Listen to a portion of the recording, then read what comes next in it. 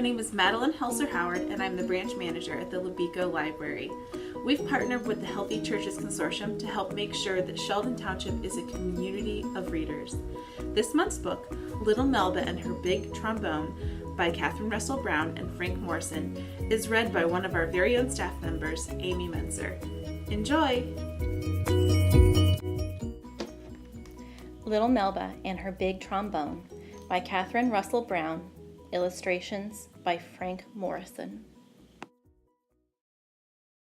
Spread the word. Little Melba Doretta Liston was something special. The year she was born was 1926. The place was Kansas City, where you could reach out and feel the music.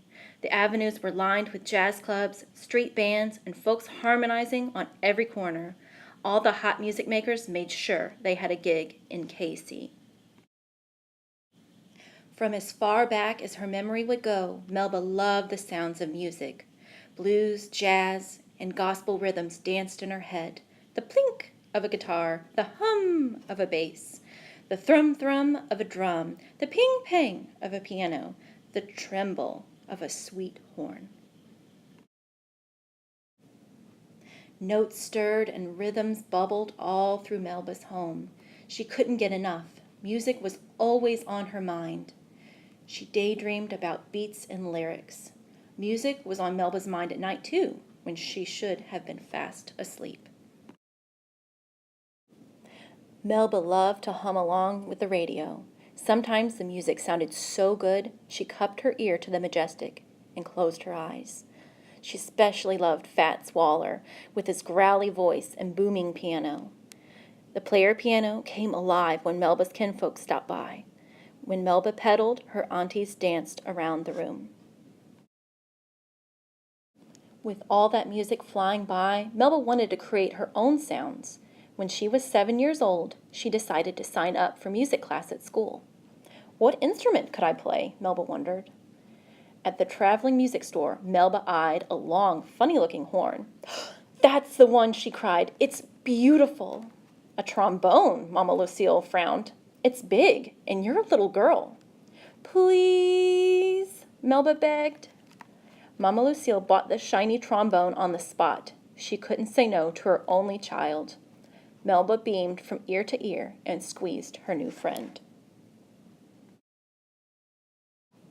That night on the porch, Melba listened to Grandpa John play his guitar. This time, she had her own music maker. Grandpa John showed Melba how to cradle the horn. She tried to push out the slide, but her arm was too short. She had to tilt her head sideways and stretch out her right arm. Melba gave the horn a mighty blow. Honk! Honk! It sounded bad, like a howling dog. I'm no good, Grandpa, Melba said, tearing up. If you can blow, you can play, Grandpa John said. Now stand up straight and blow steady. Melba stayed up real late and practiced until she could play a simple tune all by herself. Even with her keen ear, teaching herself to play the trombone was no piece of cake, but Melba kept blowing her horn, getting better day by day. The cool brass of the horn felt swell on her fingers. Before long, Melba and her horn were making magic. She was only 8 when the local radio station invited her to play a solo. Mama Lucille and Grandpa John were so proud as they watched little Melba play her big trombone. Hard times hit rock bottom in 1937. That's when Melba and her mother moved to Los Angeles. The long trade ride took them 5 states west and worlds away from Kansas City. Melba's new teachers discovered that she was smart as a whip.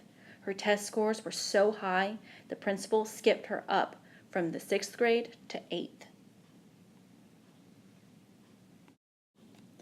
In high school, Melba joined Alma Hightower's famous after-school music club. Melba quickly became the star player in the club's band, the Melodic Dots. The other club members struggled to keep up with Melba. Jealous boys called her bad names.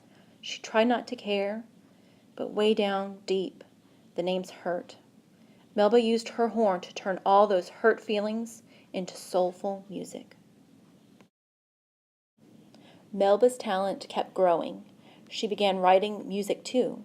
Then, in 1943, when she was 17, Melba was invited to tour the country with a new band led by trumpet player Gerald Wilson. "Go meet the world," Mama Lucille said, and hugged Melba goodbye. "You have my blessing." Melba could feel it in her bones. The jazz scene was calling her name. Traveling with the band was a thrill. Each city, from Salt Lake to New York, was an eyeful of something new. Melba became a master musician. She composed and arranged music, spinning rhythms, harmonies, and melodies into gorgeous songs. And when Melba played the trombone, her bold notes and one-of-a-kind sound mesmerized the crowd. Still, Melba was lonely. She was the only woman in the band. Some of the men were cruel. Others acted as if she wasn't there. Melba let the music in her head keep her company. Rough times came when Melba traveled down south with singer Billie Holiday and her band. Some white folks didn't show good manners towards folks with brown skin. Hotel rooms were hard to come by, and the band members often had to sleep on the bus. Restaurants didn't always want their business. In the clubs, audiences sometimes just sat and stared at the band or didn't show up at all.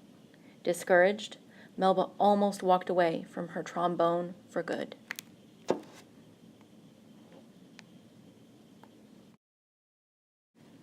But Melba's fans wouldn't let her quit. By the 1950s, all the cool jazz musicians wanted some Melba magic. Dizzy Gillespie, Duke Ellington, Quincy Jones, and more. They wanted to be on the bandstand with Melba and her divine horn. They wanted to play Melba's music.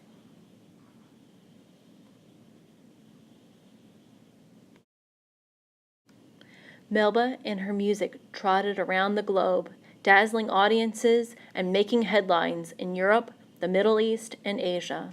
All her life, Melba kept composing and arranging music, kept making her trombone sing. Spread the word. Melba Doretta Liston was something special.